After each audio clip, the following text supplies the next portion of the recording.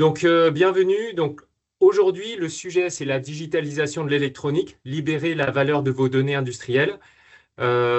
Si j'avais voulu créer cette journée, j'aurais appelé ça exactement de la même façon, puisque mes sujets, c'est la transformation digitale du 4.0 avec un sujet très particulier qu'on appelle Unified Namespace. Je vais vous expliquer ça. Euh, donc, Vincent Tavenekam, donc j'ai 25 ans d'expérience dans l'industrie et tout ce qui est mécanique, fabrication et également informatique. J'ai créé ma société en 2020 euh, et notamment on a tout un matériel de pédagogie pour pouvoir aider les industriels à comprendre ce que c'est que les usines du futur, l'industrie 4.0. Alors, je ne vais pas rentrer dans le détail là, on va le voir progressivement, mais globalement, euh, c'est assez compliqué, on se jette à l'eau avec de la pédagogie. Comme ici, on peut voir ou deviner une mini-usine pédagogique avec des bras robots, des écrans géants, etc. Alors, euh, ne connaissant pas forcément toute l'audience, je pars du principe suivant que vous fabriquez déjà du matériel électronique, que peut-être vous êtes familier avec les usines qui fabriquent de l'électronique.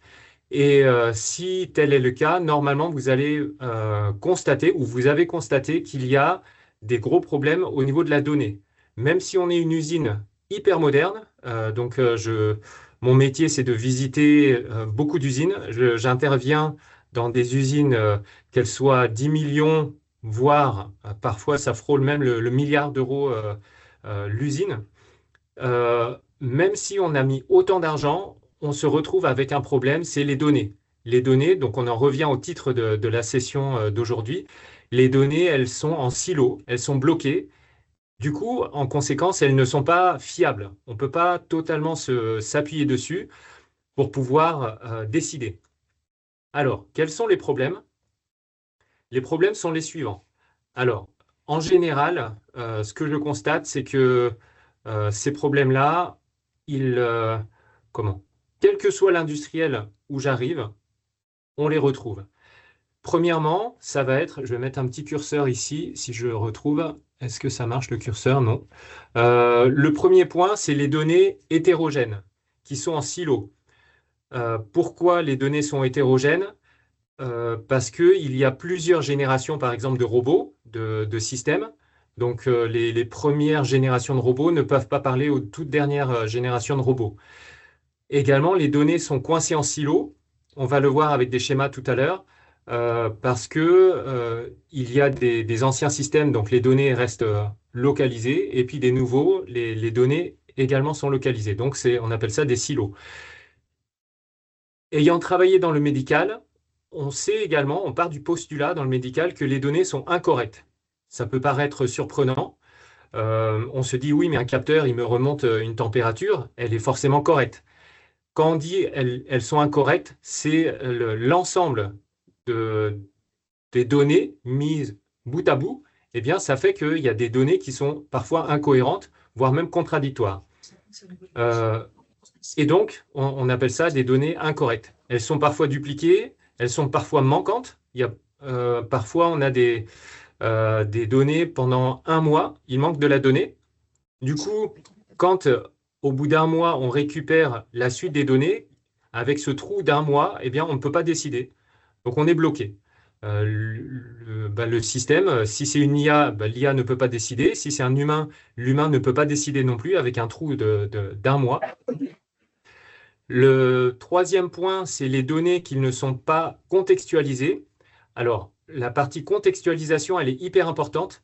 On l'oublie souvent. Par exemple, on le verra tout à l'heure, un automaticien, il maîtrise ses systèmes automatisés, son automate programmable, ses capteurs. Il va l'appeler, par exemple, euh, VVB001. Pour lui, ça lui parle. Mais sauf que les copains les responsables qualité ou les responsables d'usine, ils ne parlent pas ce langage-là. Du coup, il manque un contexte à la donnée. Également, il manque des contextes. Par exemple, si on a eu un problème de panne, ça aurait été pas mal d'avoir le contexte de toute la panne. Est-ce que la météo, au niveau météo, il y avait beaucoup d'humidité à ce moment-là? Pourquoi je cite l'humidité? Parce que certaines fois, il y a un impact, c'est tout bête, mais les cartons, par exemple, les cartons ondulés, eh bien, s'ondulent un tout petit peu plus, et puis ça crée des, entre guillemets, des bourrages machines. Donc c'est important de croiser les informations, et ce contexte est manquant. L'autre point, on appelle ça la source de vérité unique. Beaucoup parlent de source de vérité unique. L'ERP, le système comme SAP par exemple, c'est une source de vérité unique. Le CRM, donc avec les bases de données clients, c'est une source de vérité unique.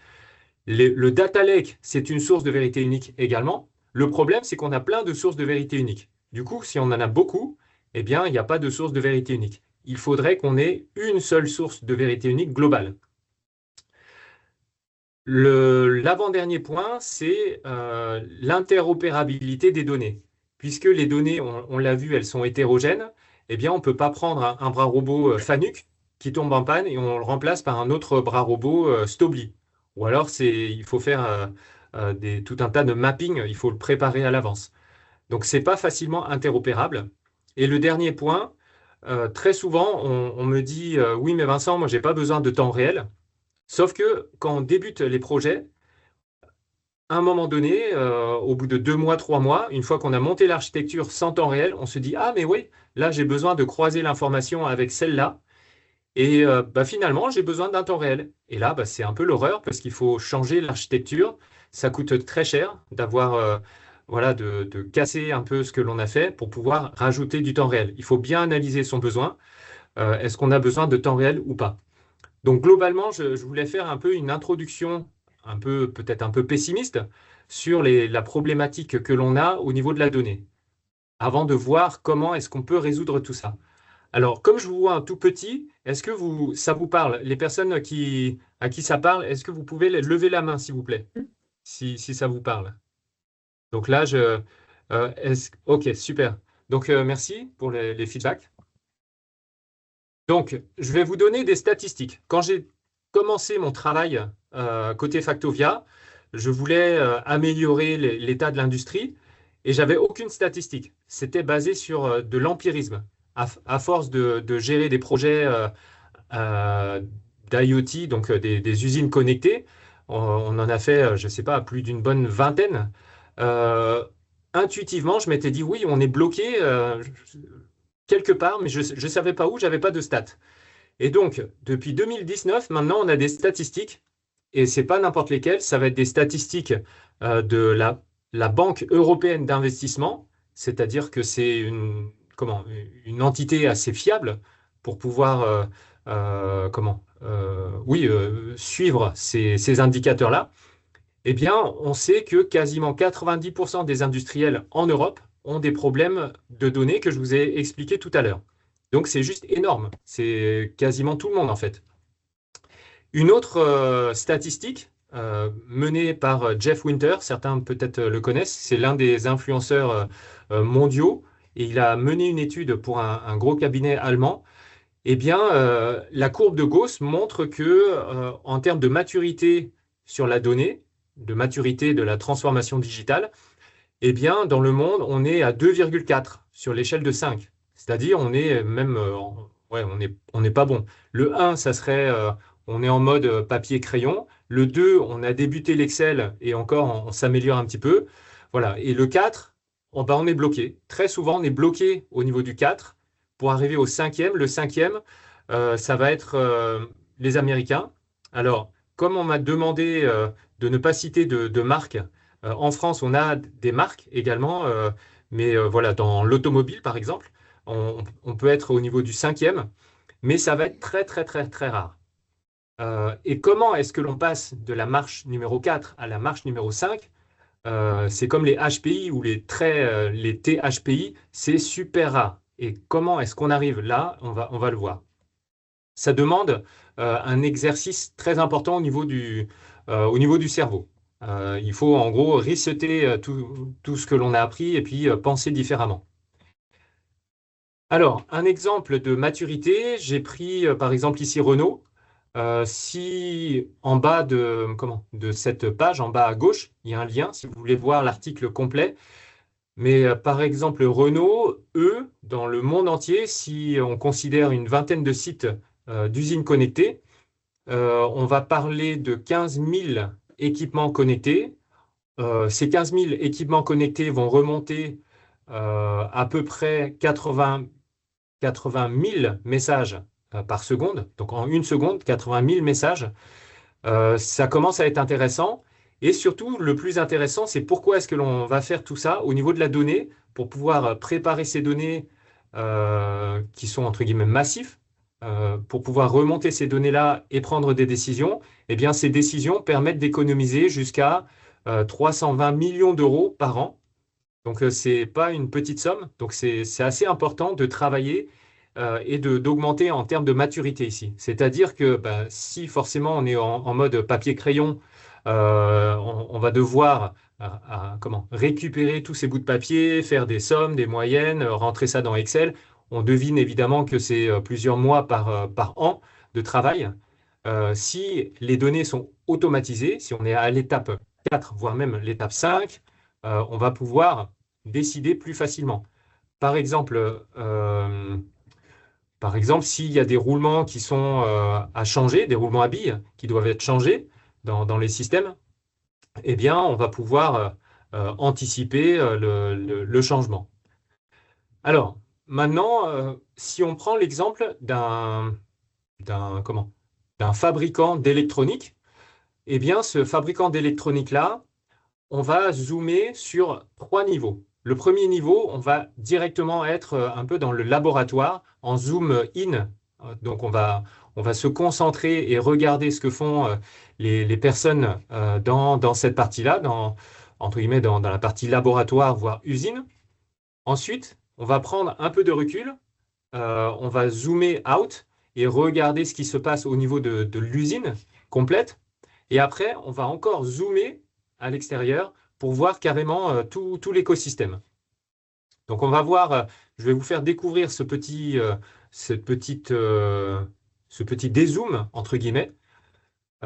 Et avant ça, je vais faire une analogie avec les prises USB-C. Donc USB-C, tout le monde connaît maintenant, hein, tout le monde a un smartphone. Euh, Initialement, les données, elles n'étaient pas aussi simplement échangeables et interopérables comme ça. Eh bien, c'était un peu l'horreur à l'époque. Donc, à l'époque, c'est pour les vieux, entre guillemets.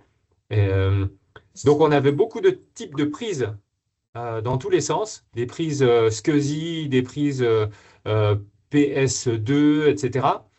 Et il a fallu 1994 pour pouvoir créer le principe d'USB. Et après, l'USB a évolué au fil des années et quasiment 20 ans après, on a enfin stabilisé les normes. Bon, le problème, c'est que dans l'industrie, on n'a pas ce luxe-là. Et l'industrie, c'est quand même beaucoup plus compliqué que juste de l'informatique. Là, on parle juste d'imprimantes et d'écran. C'est pas bien sorcier. Dans les usines, c'est la jungle. C'est beaucoup plus compliqué que ça. Et du coup, ben, on n'a pas ce luxe. Du coup, c'est très compliqué. Les données, elles sont cloisonnées, elles sont en silo, en rouge, là, j'ai entouré en rouge. Elles sont juste sur cette image-là. Les données, elles sont bloquées un peu partout. Donc, imaginez à l'échelle d'une usine, voire imaginez à l'échelle de tout l'écosystème que l'on va voir tout à l'heure. Donc, c'est un gros, gros problème. C'est pour ça que quasiment 90% des industriels ont des problèmes de données, même les meilleurs. Vous pouvez prendre les meilleurs. Si on vient en faire un audit, il y aura forcément des améliorations possibles, puisque c'est un travail d'amélioration continue. Donc, il n'y a pas d'interopérabilité. Et en plus, d'une usine à une autre, même si on est super bon sur une usine, si on veut interchanger avec, avec une autre usine nos données, par exemple avec des jumeaux numériques, comparer des recettes de réglage.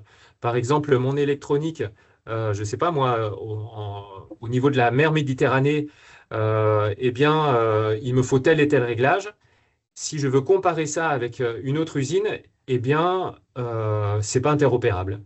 Sauf si on va prendre un petit peu je veux pas trop divulgacher ce que l'on va avoir, mais il y a des principes à mettre en place pour pouvoir franchir le cap du niveau 4 et arriver au niveau 5. Donc du coup, pour la maintenance, c'est compliqué aussi. La maintenance, c'est là où ça coûte cher. Donc comme les données sont en silo, on ne peut pas comparer avec l'usine B. Voilà, c'est assez compliqué. Alors, en plus de tout ça, enfin, on représente souvent une usine sous forme de pyramide. Qui c'est qui connaît cette pyramide? Ça vous parle à quelqu'un, cette pyramide? Ouais, ok. C'est la pyramide Purdue Model.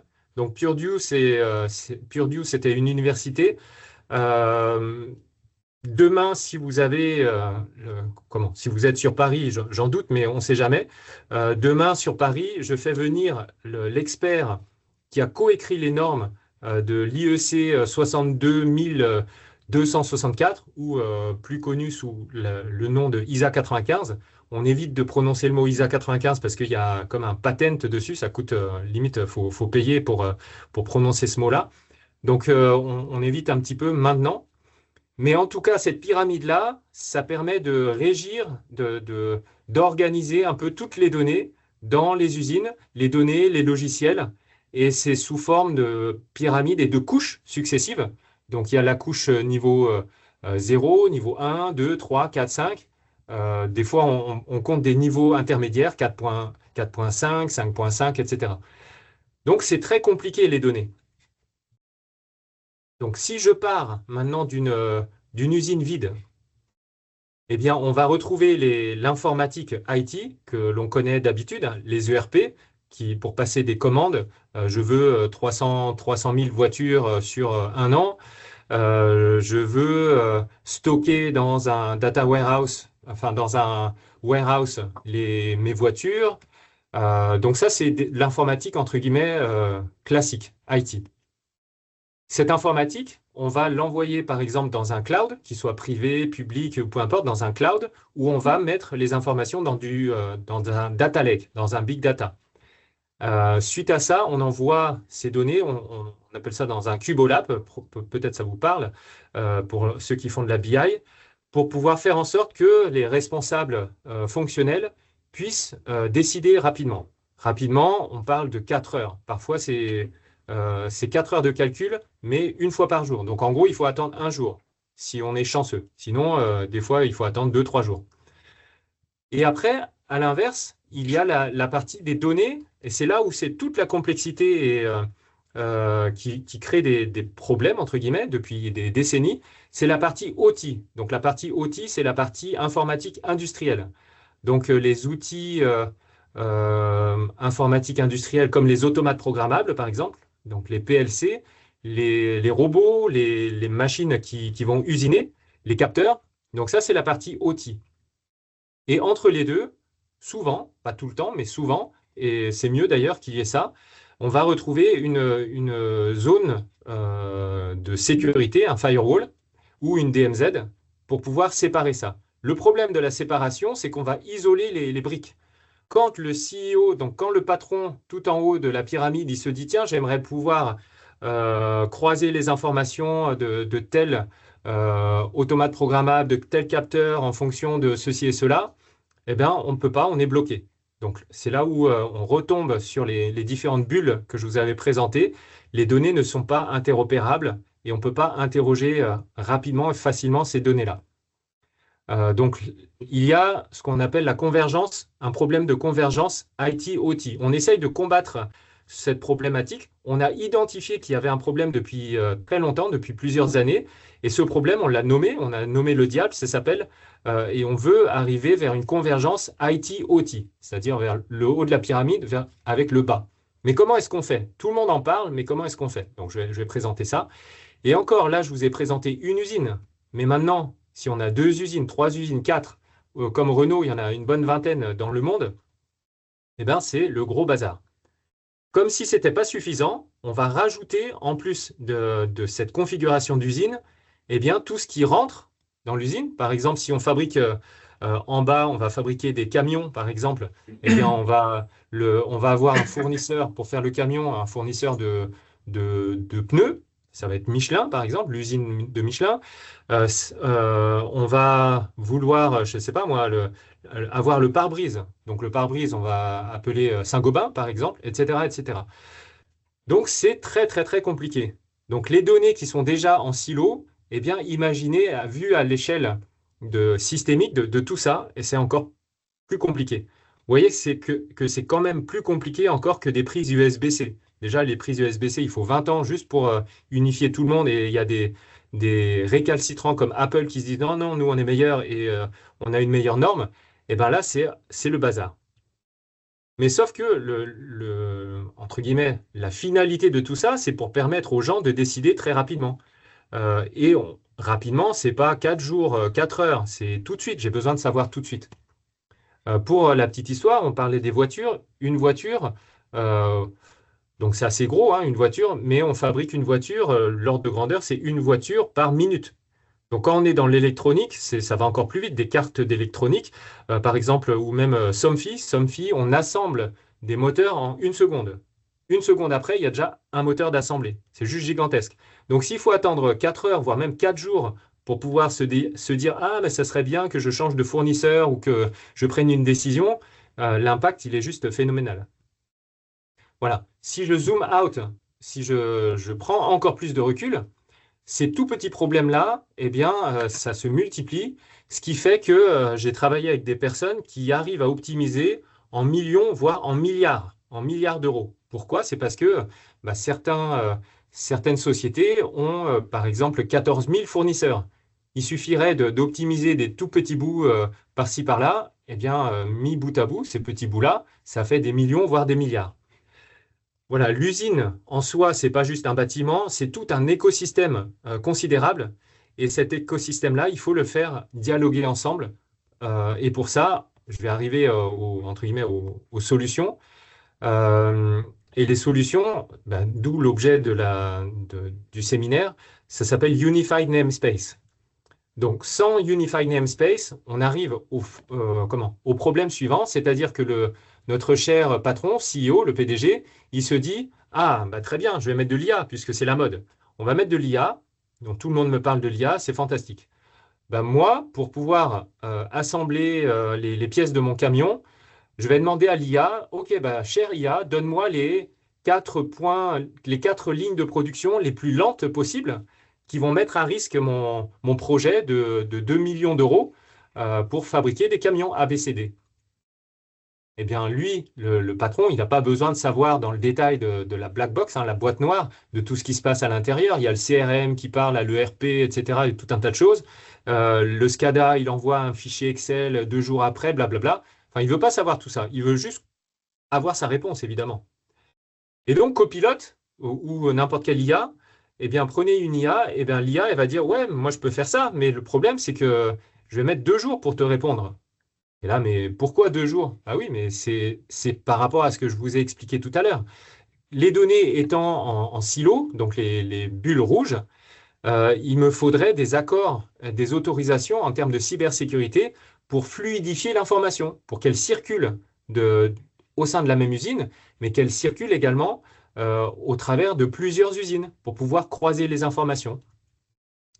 Donc, et c'est là où demain, on travaille sur les jumeaux numériques à Paris et on fait venir 13 experts pour présenter un peu les solutions technologiques pour faire ce genre de choses. Elles sont très peu connues en France, c'est assez bizarre, mais elles existent. Ça s'appelle Unified Namespace, encore une fois.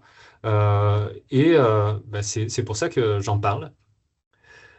Donc, le problème également, c'est que très souvent, bah, en tout cas moi également, enfin en tout cas je suis le premier concerné, je suis très orienté sur la technologie.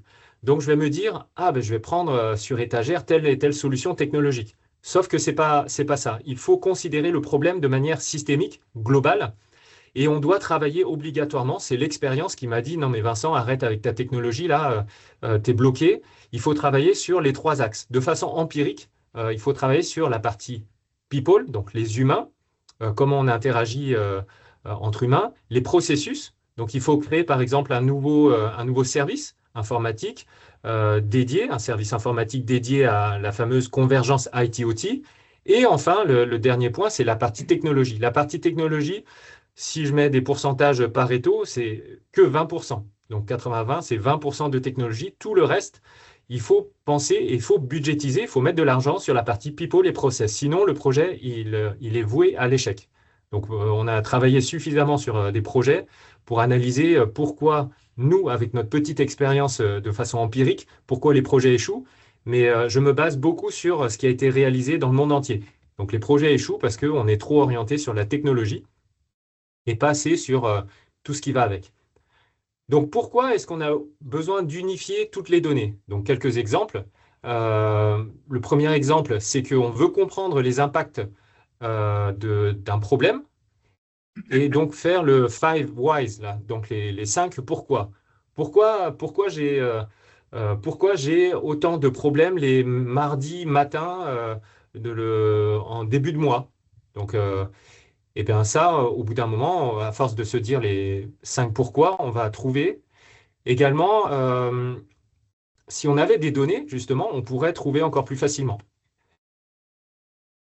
Deuxième point, ça serait au niveau de la traçabilité. Donc, vous avez vu l'espèce de supply chain assez longue de tout à l'heure, l'écosystème assez conséquent.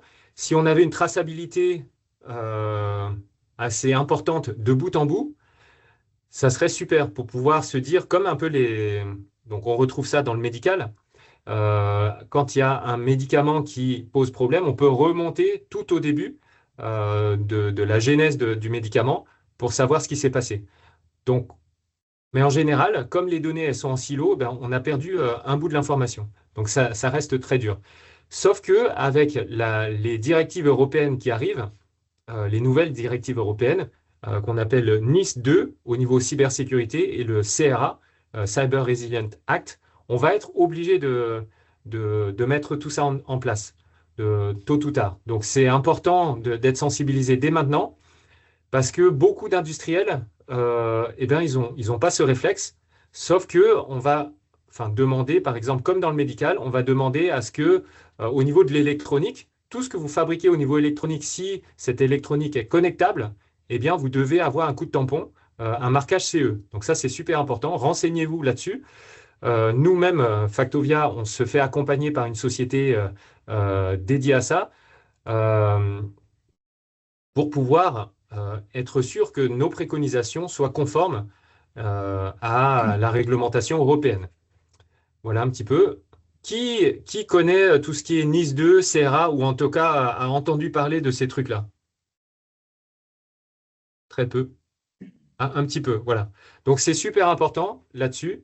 Euh, de toute façon, vous avez vu les cyberattaques en ce moment. Hein, il y en a qui se font plaisir, entre guillemets. Sauf qu'il y a des gens qui se suicident, il y a des décès.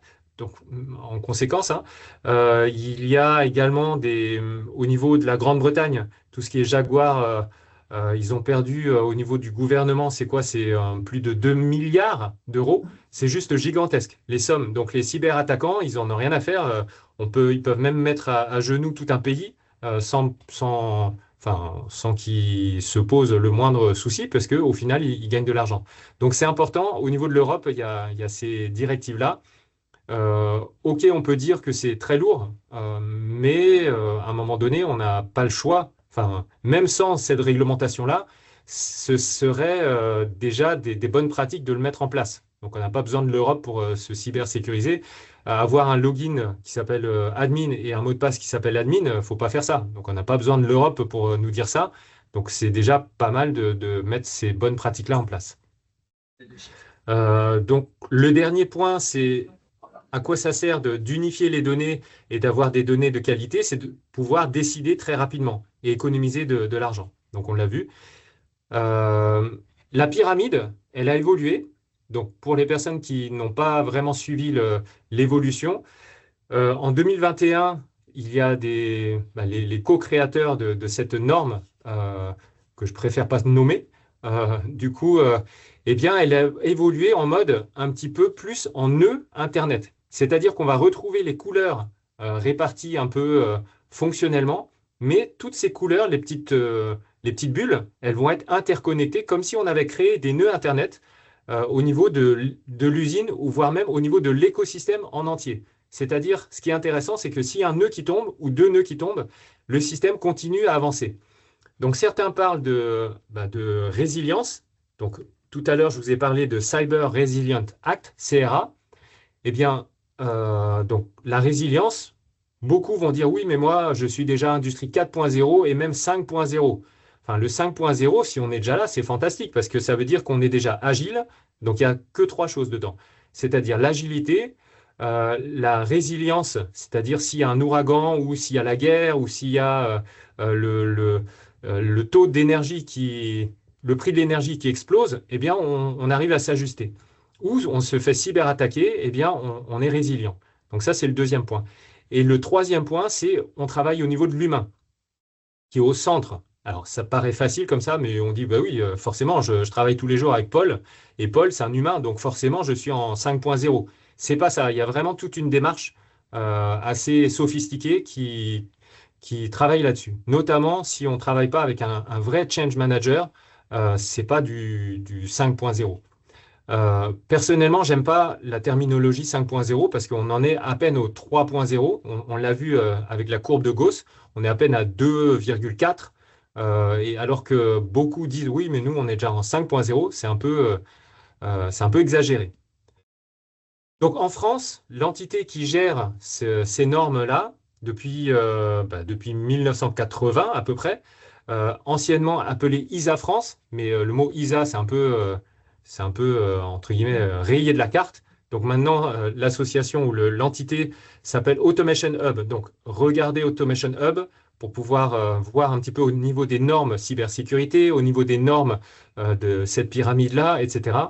C'est là où on va travailler. Donc, pour faire un petit résumé sur ce que c'est que, enfin, pourquoi on doit unifier les données, donc avec un principe qui s'appelle Unified Namespace. Je ne rentre pas dans le détail parce qu'il faudrait 3 sessions comme ça, ou alors il faut être développeur et là pendant 2 jours on va coder ensemble et au bout de 2 jours, mais vous allez dire ah mais il n'y a que ça, c'est aussi facile que ça, Unified Namespace. Mais en tout cas, je voulais vous présenter ce que c'est que Unified Namespace. Ça permet à ce qu'on parle réellement d'usine du futur ou alors de l'industrie 4.0 qui soit basée sur une agilité et surtout de l'amélioration continue en permanence. Tous les jours, tous les mois, on s'améliore. Et il ne faut pas être effrayé, on va continuer à s'améliorer sur les 2 prochaines années, 3 prochaines années, c'est normal. Ça, c'est quand on le fait bien, notre travail. Si on ne fait pas bien notre travail, pendant 2 ans, on va être bloqué, et on va tourner comme dans un poisson dans l'eau, et on va dire, ah, mais j'y arrive pas, j'y arrive pas, j'y arrive pas, et peut-être même pendant 3 ans. Et en fait, il faut un déclic cognitif pour se dire, ah, mais ouais, ça y est, j'ai compris enfin qu'il y a une chose à faire pour pouvoir s'en sortir, pour passer à l'échelle 5. Voilà un petit peu. Et Unified Namespace, si on n'a pas ce truc-là, on ne peut pas mettre en place des jumeaux numériques corrects. On ne peut pas mettre en place de l'IA correctement. Parce que l'IA a besoin de données et sans les données fiables, eh bien, on ne peut pas y arriver. Pareil pour les jumeaux numériques. Voilà un petit peu Et pareil pour les data lakes. Data lake, donc ça va permettre d'amasser une quantité phénoménale de données. Sauf que si vous amassez, donc en anglais on dit garbage in, garbage out, donc on envoie n'importe quoi dans le data lake, et ben après on s'étonne que les data scientifiques, ils n'arrivent pas à extraire l'information et ils passent 80-90% de leur temps à essayer de trouver des solutions. Parfois ils n'y arrivent même pas. Donc c'est pour ça qu'on doit travailler avec un Unified Namespace. Si je dois résumer un peu ou vous faire une analogie avec les impôts, au lieu d'envoyer les données de tout ce qu'on a dépensé quelque part et après on se dit ah ben voilà je vais dépenser, enfin je vais compter ça comme impôt, eh bien si on était prélevé à la source, c'est un peu le principe de Unified Namespace, on nettoie les données à la source et au moins tout ce qui sort de là c'est propre et prêt à l'usage. Et comme ça on n'a plus qu'à interconnecter des choses toutes propres et c'est un peu l'idée de Unified Namespace. Voilà. Si vous voulez en savoir plus, ben, je vous encourage à googler. C'est souvent de l'anglais. Je me suis aperçu que beaucoup de personnes me disent oui, mais Vincent, ça serait bien en français. Ben, à la limite, je vais créer du contenu en français. Mais c'est vrai que beaucoup de choses sont inventées en dehors de nos murs, entre guillemets, bah, c'est en anglais. Voilà un petit peu. Et la démarche, pour un peu conclure, c'est qu'on ne peut pas se lancer dans Unified Namespace comme ça. Il faut le petit 1, d'abord comme aujourd'hui, faire une session de sensibilisation au travers d'un séminaire. Le deuxième point, c'est que vous devez être vous-même convaincu. Pour ça, vous devez manipuler. Donc, on a créé un matériel pédagogique. On l'a testé sur plus de 11 500 personnes. Donc, normalement, c'est un peu robuste. Avec des. Imaginez 11 500 personnes, c'est juste gigantesque. Il y a même les ministres qui sont passés par là.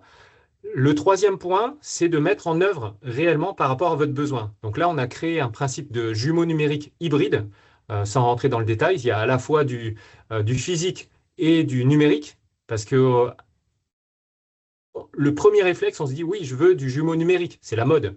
Sauf que nous, moi, j'aime pas trop suivre la mode. Si la mode dit ça, je me dis, ah, attention, qu'est-ce qui se passe si on fait autrement? Donc, nous, on était bloqués, et le autrement, c'est combiner le jumeau numérique avec du jumeau physique, parce qu'on est dans les usines. Et les usines, demain, je vais venir avec plein de matériel. C'est quelque chose qui, ça sert à rien de le simuler, quoi. On va perdre beaucoup plus de temps à le simuler au lieu de faire les vrais branchements. Et le dernier point, il me manque le numéro 4 là-dessus, c'est on déploie carrément dans les usines. Voilà, c'est comme ça, on apprend également. Voilà, après, il y a tout un tas de groupes de travail et les bonus. Voilà un petit peu, j'arrive au terme de la réunion. Si vous avez des Merci questions, beaucoup. Merci beaucoup, Vincent. Oui, s'il y a des questions, pareil, on peut passer le micro, n'hésitez pas. est-ce que vous aviez déjà entendu parler de Unified Namespace ou pas? Je serais curieux. C'est moi qui pose les questions du coup. La réponse est non. La réponse La est non, réponse est Claude. non. D'accord, ça marche. Ben, je vous encourage à regarder parce que ben, si vous avez une usine ou si vous... Alors, si vous interagissez avec une usine, c'est-à-dire si vous êtes le client, je vais raconter la petite histoire que l'on dit avec un grand constructeur américain de voitures électriques très connu. Eh bien, ce grand constructeur-là, il a dit à Saint-Gobain, écoute Saint-Gobain, si tu veux travailler avec moi, tu nous fournis tes pare-brises, parce que j'ai pas le choix, je ne sais pas fabriquer des pare-brises. Par contre, tu dois être conforme Unified Namespace, sinon on ne peut pas travailler. Donc cet écosystème peut être imposé aussi. Demain, par exemple, il y a des directrices de financiers, donc des DAF, qui vont venir à l'événement des jumeaux numériques et de Unified Namespace parce que ça impacte le DAF. Si la DAF avait tout en haut de la pyramide, ici, accès à toutes les informations, c'est juste fantastique au niveau de la DAF. C'est des millions d'euros, voire, je vous ai parlé en milliards d'euros d'économie. C'est juste considérable. Au niveau de la DRH également, la DRH, si elle avait accès à un UNS, pourquoi, et vous allez me dire, c'est quoi le rapport avec la choucroute, une DRH avec l'usine, c'est parce que, n'oublions pas, en fait, des fois on n'a pas le réflexe, mais les personnes partent à la retraite, ou alors il y a les jeunes qui arrivent. Eh bien, il faut anticiper tout ça. Donc, pour anticiper tout ça, si la DRH se dit, bah, quelles sont mes problématiques RH les plus importants, les plus frustrants dans mes 25 usines, eh bien là, l'information remonte. Et du coup, bah, au niveau des RH, je vais me dire, bah, je vais créer une formation dédiée à ça. Ou alors Jean-Pierre qui va partir à la retraite et Jean-Claude, eh bien, qu'est-ce qu'ils ont en commun? Ah, ils ont ça, ça, ça en commun. Peut-être que je vais créer une formation et embaucher plus de jeunes à ce niveau-là. En fait, ça permet de répondre à des questions qu'on ne se posait pas auparavant, voire même on n'y avait jamais pensé. Ça permet d'avoir ce socle agile. Quand on parle d'industrie 5.0, quand on parle d'agilité, c'est ça. C'est l'UNS permet d'avoir un socle agile et de pouvoir répondre aux questions auxquelles on n'a pas encore pensé aujourd'hui. Donc en anglais, on dit You don't know what you don't know. Tu ne sais pas ce que tu ne sais pas aujourd'hui. Eh ben, merci beaucoup, Vincent, pour ce partage. On sent ton engagement. Merci beaucoup. Bonjour Vincent. Euh, merci. Juste un petit mot par rapport à l'usine que présentait tout à l'heure Vincent. La maquette en fait est présente au CETIM à Nantes. C'est un équipement quatrium On pourra en reparler à un autre moment si vous voulez, mais on est dans un réseau qui s'appelle Ketrium. Donc, vous pouvez avoir accès à cette maquette-là. Et l'autre bonne nouvelle, c'est qu'à moins de 20 mètres d'ici, alors, sur notre plateau de production, en fait, on déploie l'UNS sur un démonstrateur qui est très orienté atelier, PME, IMX volume, avec voilà, toute une fabrication en fait, des équipements connectés, etc., basés sur cette architecture. Donc, si vous avez envie d'en savoir plus et voir concrètement à quoi ça peut ressembler, bah, n'hésitez pas à prendre rendez-vous avec moi. Voilà, n'importe qui vous sera. De toute façon, c'est accessible gratuitement. Voilà, pour discuter de tout ça, vous pouvez venir manipuler directement les machines et voir cette architecture-là en service. Et c'est très important de préciser que c'est gratuit. C'est un principe d'architecture. Donc, vous achetez pas de logiciel ou quoi que ce soit. C'est vraiment une façon de penser. Et les jeunes ici, au bout de 2 jours, là, il y a une maquette encore plus petite. C'est suffisant au niveau pédagogie. Au bout de 2 jours, ils codent là-dessus. Ils savent faire de l'UNS. Voilà, c'est assez facile une fois qu'on est plongé dedans. C'est un peu comme conduire. Au début, c'est la grosse panique, on ne comprend rien du tout avec tous ces leviers, les freins, mais au bout d'un moment, c'est facile. Bah, c'est un peu pareil pour l'UNS.